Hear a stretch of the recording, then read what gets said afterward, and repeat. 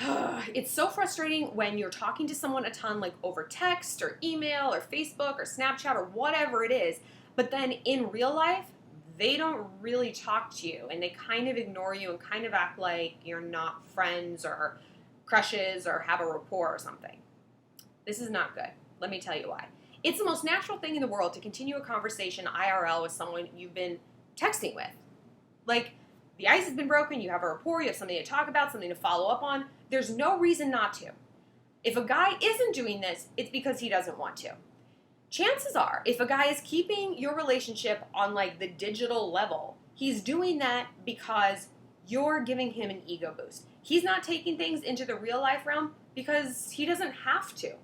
He is getting everything he needs from this relationship over text or chat or whatever. So if he's the one who's texting you, he's probably bored. He knows that you're fun or funny or complimentary or something. You're going to give something to him that's going to make him feel better. Whether it's an ego boost or entertainment or sexy pictures. Please don't tell me you're doing this. You're giving something to him. He, meanwhile, is giving nothing back to you. Nothing. He's not taking you out on dates. He's not holding your hand. He's not making a public declaration. He's not showing you off in front of his friends. So this is a completely one-sided relationship. And you are letting it happen. You are. I mean, I'm not throwing stones. I have done it. So here's how you get out of this situation. If you really think that maybe he's just shy, you know how I feel about that, but let's just go with it. Throw this out to him. Next time he starts texting you or chatting, just be like, oh my gosh, I'm so busy the next few days. Like, I'm totally not going to have time to text that much. Or my phone's on the fritz. Come up with something. Something. My mom's pissed. She's going to take my phone away. Blah, blah, blah, blah, blah. I'm out of minutes. My data's over. Whatever you want to say as an excuse for why you can't text. And just be like, but, like, if you want to grab coffee Thursday afternoon, totally let me know. It's like my one free space. If he's into you, he's jumping on that coffee date. He's getting up in there. He's getting up in there. Or if you guys are still in school, you could be like, yeah, I'm so busy, whatever the excuse is. But, you know, you want to talk, you know where to find me, like soccer field 3 p.m. after practice. Or something cheeky, like where you remind him where you are during the day so that he could find you, so he doesn't have to, like, prowl the halls looking for you to have a conversation. If he kind of balks at this or doesn't respond, that is your answer. If a guy is into you, he's going to be all over that. All over it. So if he does balk, doesn't respond, doesn't seem into this, you need to get out of this situation right now.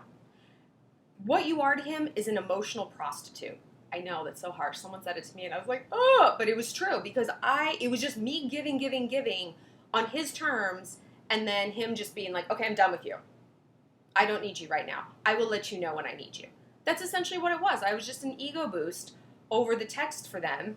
You know, some fun, flirty banter that they were really waiting for something else, or who knows. It doesn't matter what they're waiting for because it's not you. So what you need to do is ice this person out. You don't need to be polite. You don't need to be sweet. You don't need to stay friends because guess what? You're not friends. Do your friends do that to you? Do you have a best female friend who you text all the time and then she won't speak to you in person? No. It's creepy. This guy isn't your friend. And I think as girls we're conditioned to like keep the peace and make everything like wonderful and sunny and not awkward. He's the one making it awkward because he's the dick in this situation, not you. You don't owe him anything.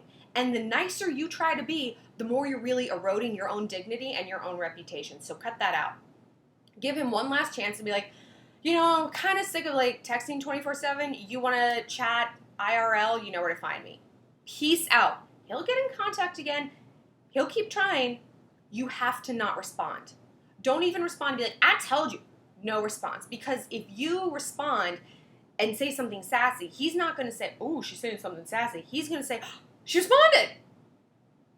And that furthers his agenda, not yours. Ice them out.